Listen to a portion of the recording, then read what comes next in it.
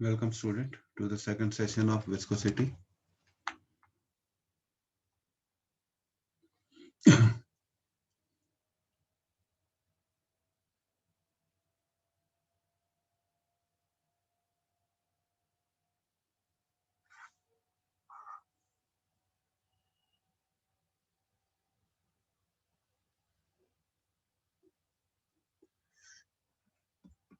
Equation of continuity.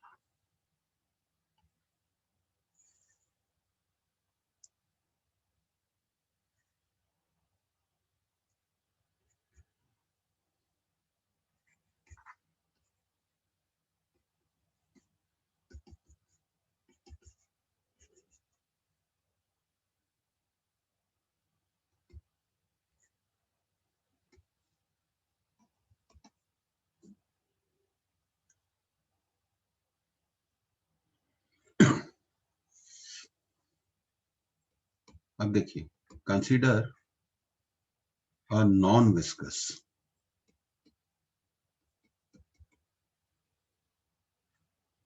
and incompressible fluid flowing through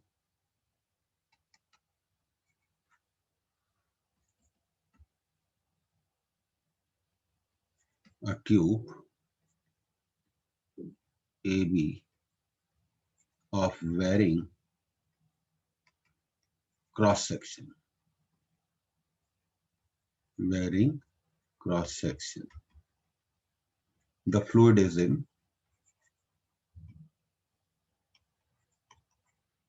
streamline flow.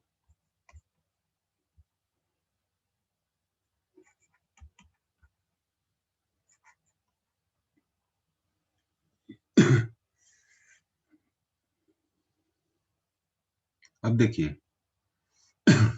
whatever mass of liquid enters, अब देखिए, अब हम suppose कर लेते हैं at point A, cross section is cross sectional area is A1 and velocity of flow is V1. Whereas at point B, area of cross section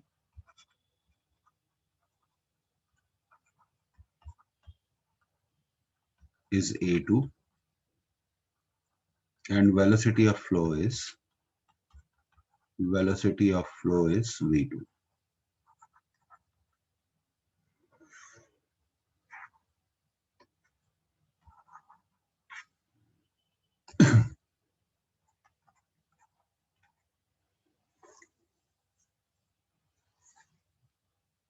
तो इतना आप नोट करिए.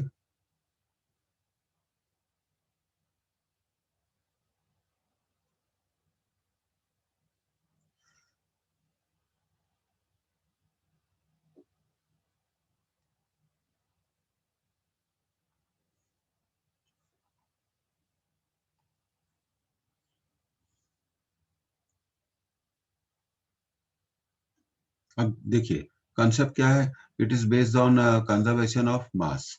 जितना मास लिक्विड का पॉइंट ए पर एंटर करेगा, उतना ही मास लिक्विड का पॉइंट बी से बाहर भी आएगा. ये कंसेप्ट है. The equation of continuity is derived from the principle of conservation of mass. Whatever amount of mass enters at point A, the same amount of mass, the same mass of liquid will come out of B, will pass through B. ये concept है.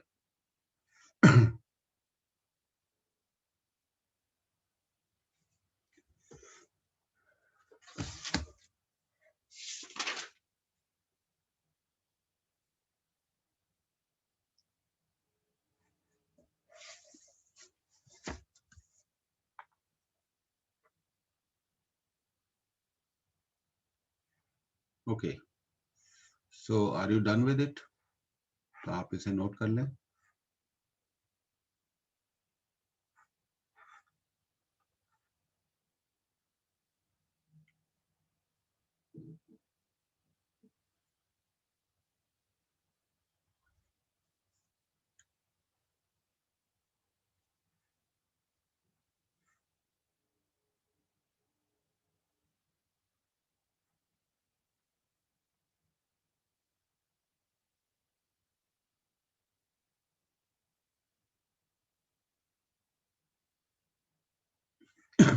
Okay,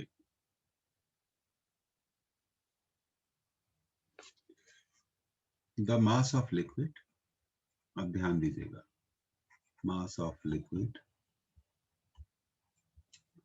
enters into section A per second is m1.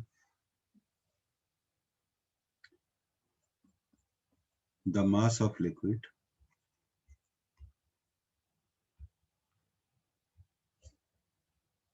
leaving, इसको समझिएगा, सिर्फ लिखना ही नहीं है, leaving section B per second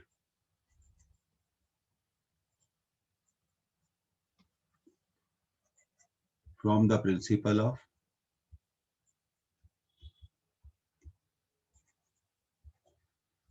conservation of mass. We can say, देखिए numericals में भी यही अप्रोच हम यूज करेंगे.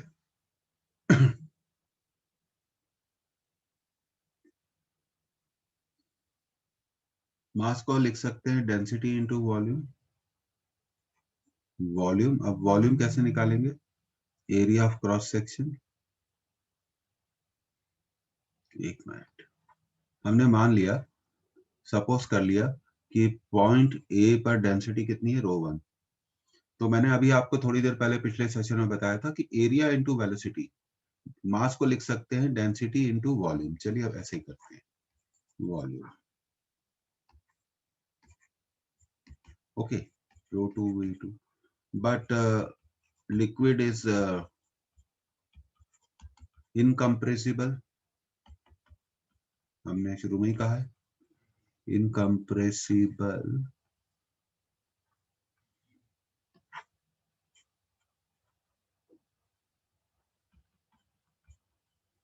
So ρ1 equal to ρ2. So we will get it. V1 equal to V2. V1 can be written as A1 into velocity, A2 into velocity. So A into V is constant.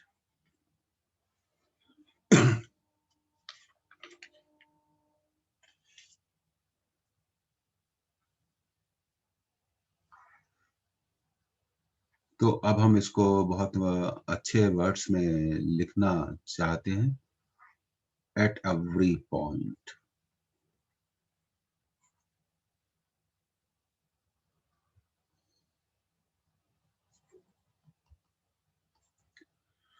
the product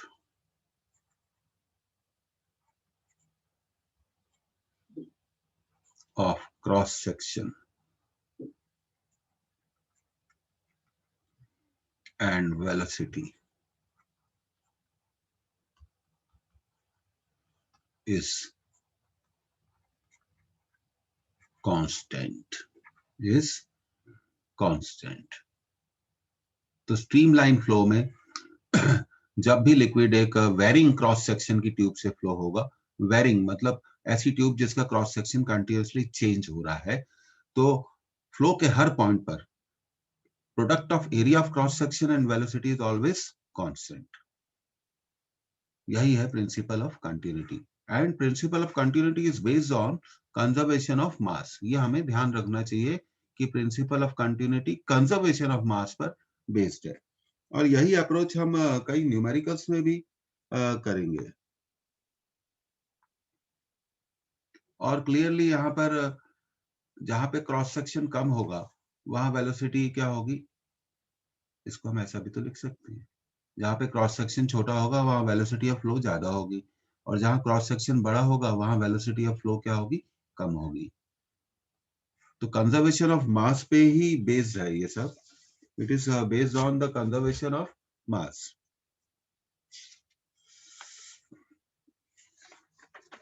because without understanding the concept तो बहुत मुश्किल हो जाएगा, हम कुछ कर नहीं पाएंगे।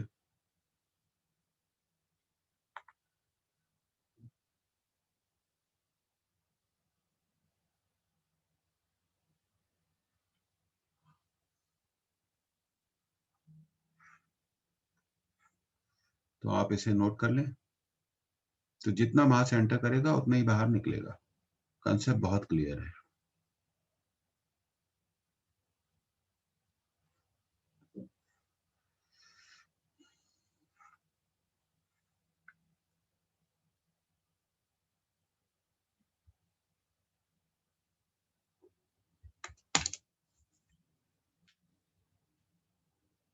फ्लूइड्स में बहुत टाइम लगता है।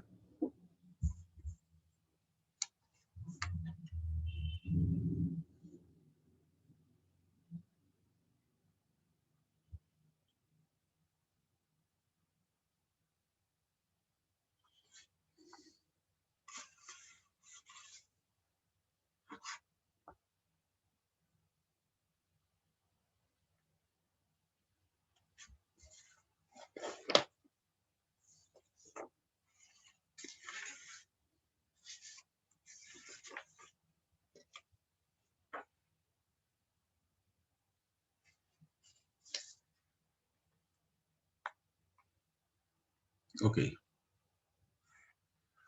nobody has written it so far, so I'm clearing it.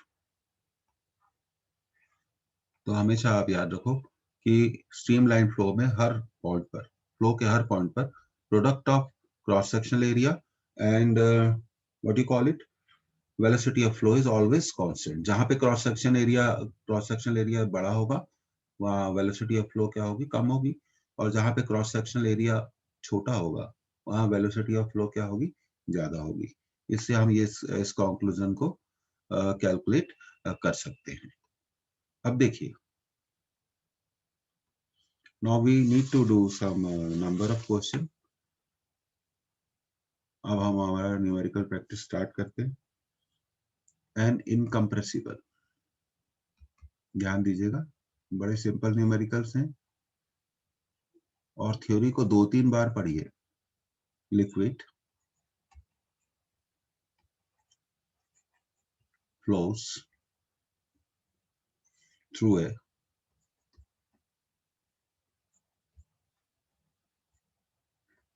horizontal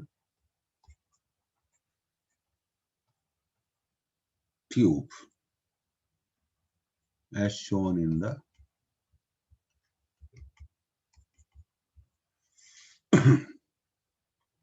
following figure.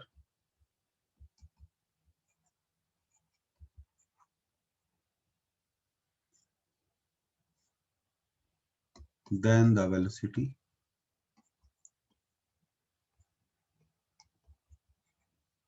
v of the fluid is।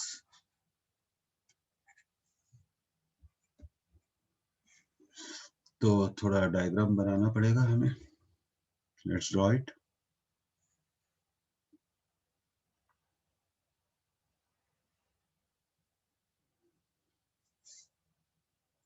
ध्यान दीजिएगा आप स्टूडेंट्स।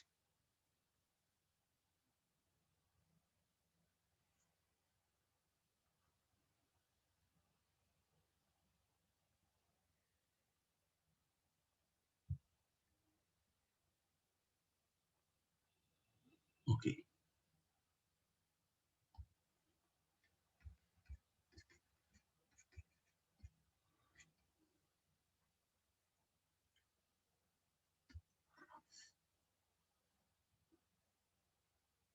क्रॉस सेक्शन सेम है तो थोड़ा इसको ठीक कर देते हैं students.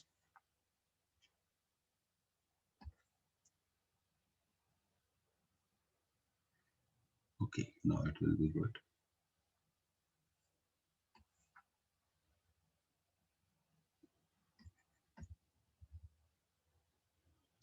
And here it is 1.58. 1.58. Velocity of flow 3 meter per second at A. And at this point, the velocity of flow is 1.5 meter per second. And we have to find the velocity of flow at this point.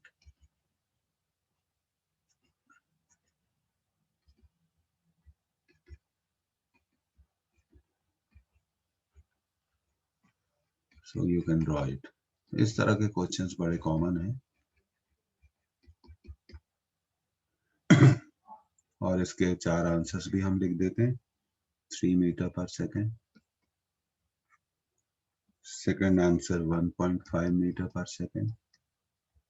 And third answer is 1 meter per second. And the fourth answer is 2.25 meter per second. अब इसको solve करेंगे. तो solution में तो अगली slide पे होगा.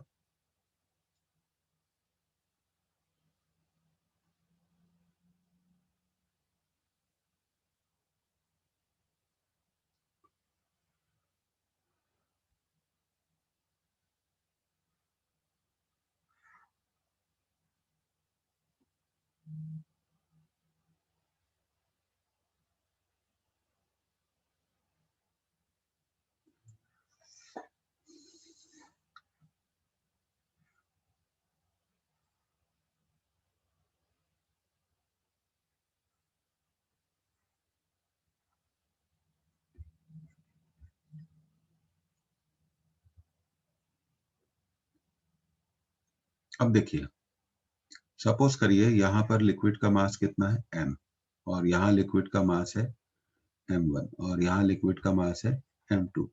तो आप सॉल्यूशन में एक चीज तो बिल्कुल क्लियरली लिख सकते हैं. क्या लिख सकते हैं?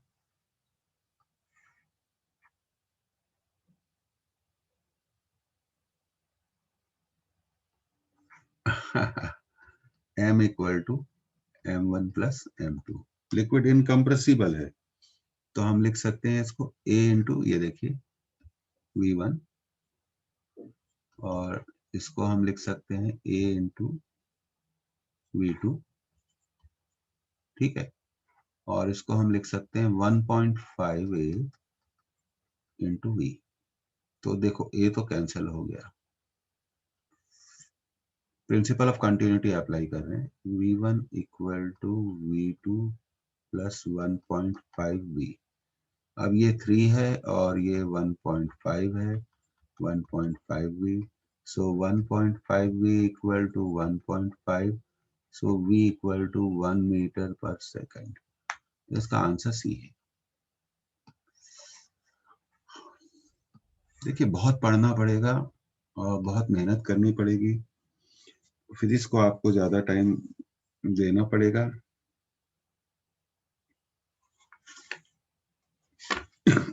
और नहीं देंगे तो फिर आप जानते हैं what I want to say to you.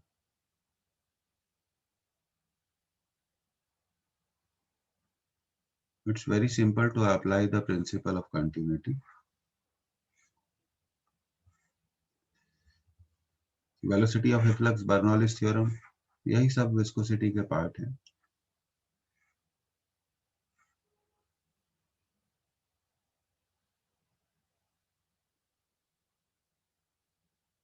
So answer is 1 meter per second. तो मेरे ख्याल से अब मैं इसको क्लियर कर रहा हूँ. आपने इसे नोट भी कर लिया होगा. अब हम क्वेश्चन नंबर 2 पे आते हैं. ठीक है.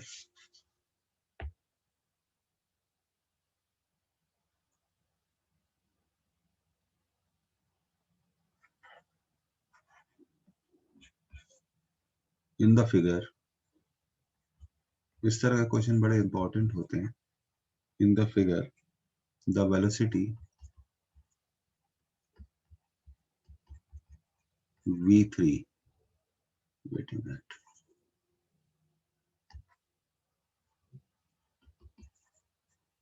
Will be. तो चलिए फिगर भी बना लेते हैं।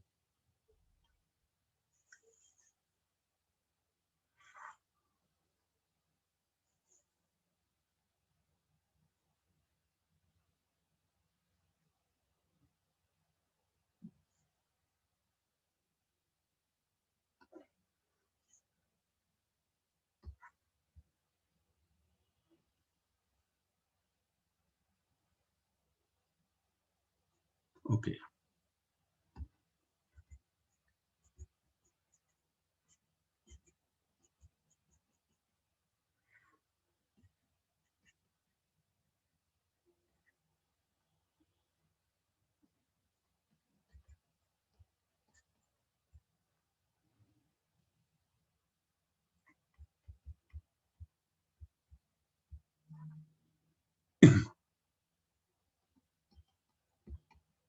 0.2 meter square, and A3 is A1 is 0.2,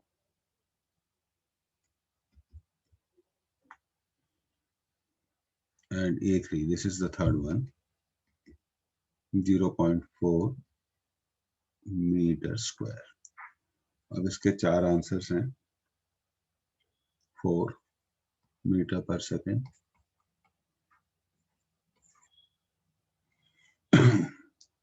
1 metre per second,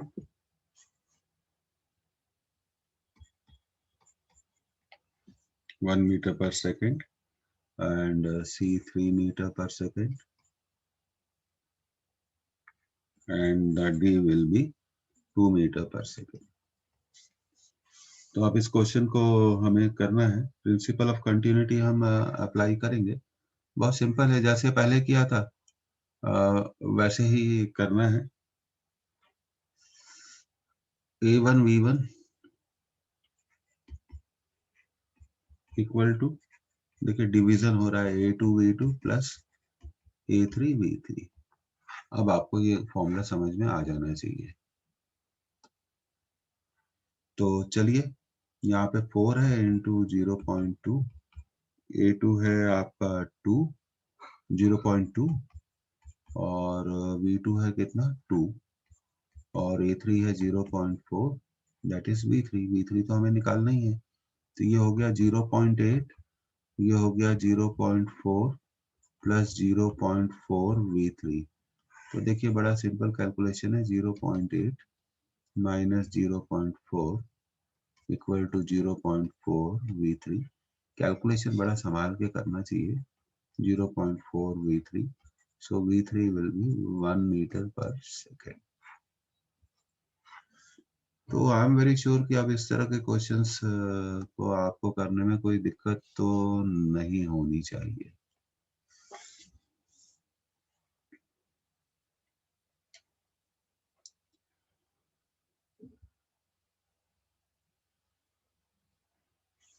incompressible liquid है, कोई प्रॉब्लम नहीं होना चाहिए, प्रिंसिपल ऑफ कंटिन्यूटी।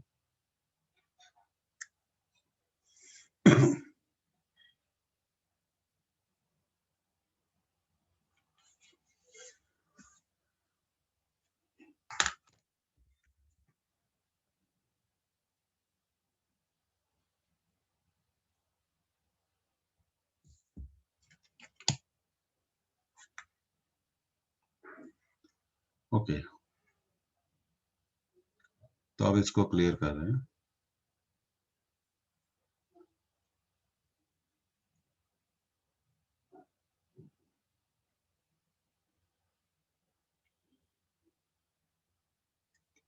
अब देखिए एक बहुत बढ़िया question.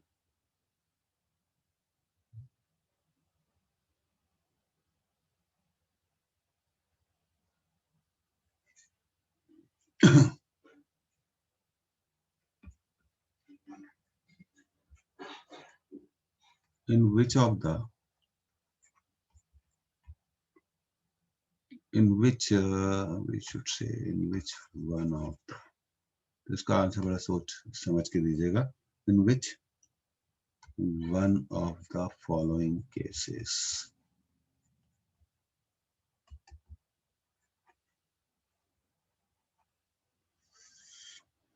will the liquid flow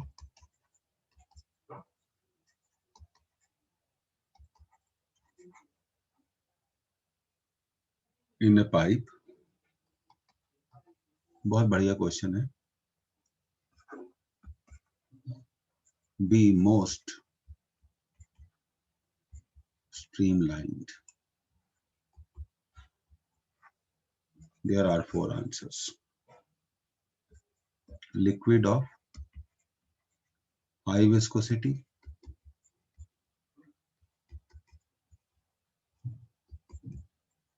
and high density,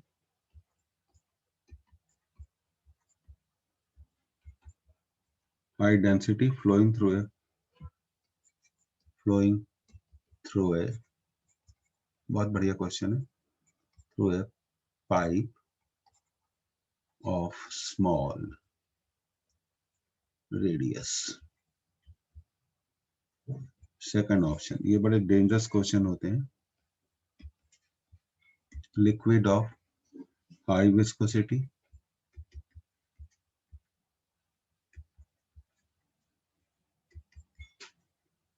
and low density,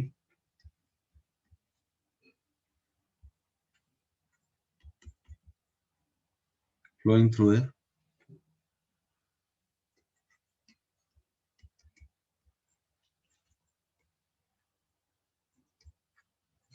pipe of small radius.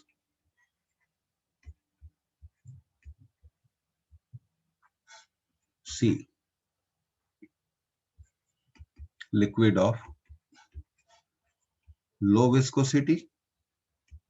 बहुत बढ़िया क्वेश्चन है, आप देखिए उसका nature of asking. Low viscosity and low density,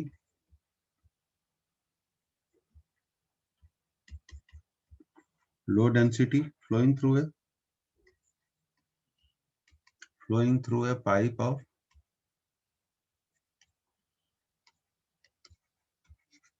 बहुत बढ़िया question, pipe of large radius.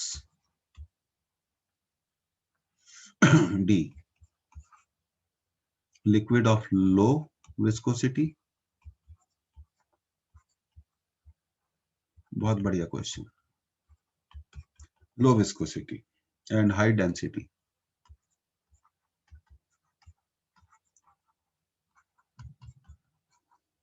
flowing through a pipe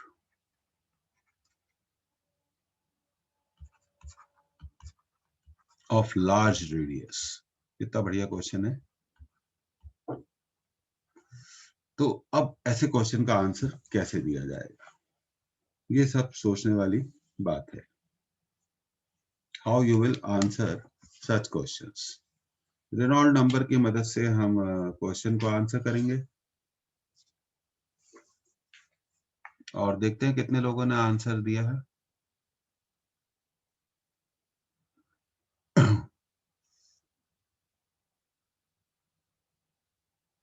okay, 2 लोगों के आंसर आ गए, अच्छी बात है.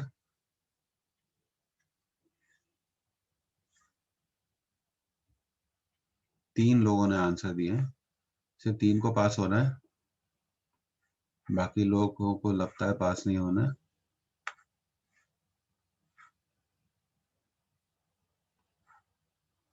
एक्टिवली पार्टिसिपेट करो, गलत आंसर दो चलेगा. चलो 5 लोगों ने आज हिम्मत करी आंसर देने की. बच्चे हैं, लेकिन बच्चों को ये भी तो मालूम होना चाहिए कि उनके लिए उनका कैरियर कितना जरूरी है. ओके, 6-7 लोगों ने आंसर दिया, ये बहुत अच्छा स्कोर है. अब देखिए, इसको अब हम अगले स्लाइड में सॉल्व कर रहे हैं. आई एम होपफुल कि आपने इसे अब तक लिख लिया होगा. ठीक है, तो लेट मी क्लियर इट. एक और आंसर है ना, क्लियर कर ले. देखिए, फॉर स्ट्रीमलाइन फ्लो, हमेशा ध्यान रखिए ऐसे क्वेश्चन को आंसर कैसे देना है. फॉर stream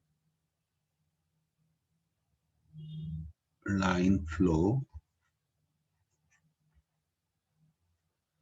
Reynolds number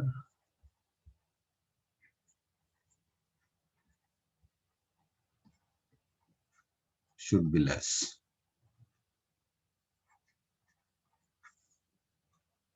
ठीक है, agreed.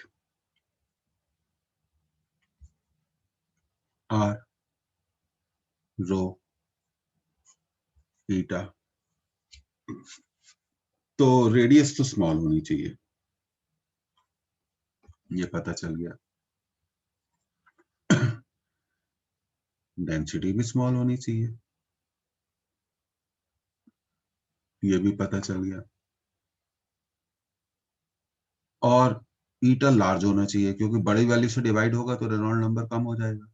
Eta should be large, मतलब हाई विस्कोसिटी, हाई विस्कोसिटी होना चाहिए।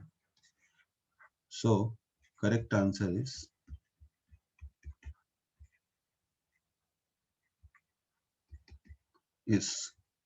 B.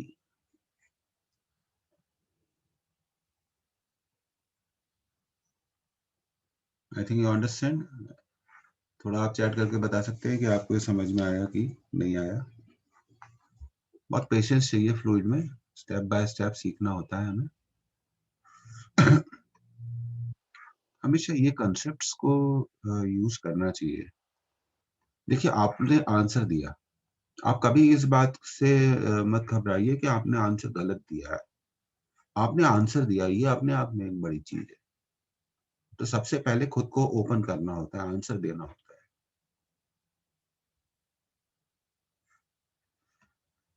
As I earlier told you, you will have the examination in the month of July. अब आपको समझ में आ गया होगा, जून लास्ट में या जुलाई में आपकी नीट एग्जामिनेशन होगी। आपके पास बहुत टाइम है, अब इसको आप अच्छे से यूटिलाइज करिए। सो अब इसको क्लियर कर रहे हैं। Once again,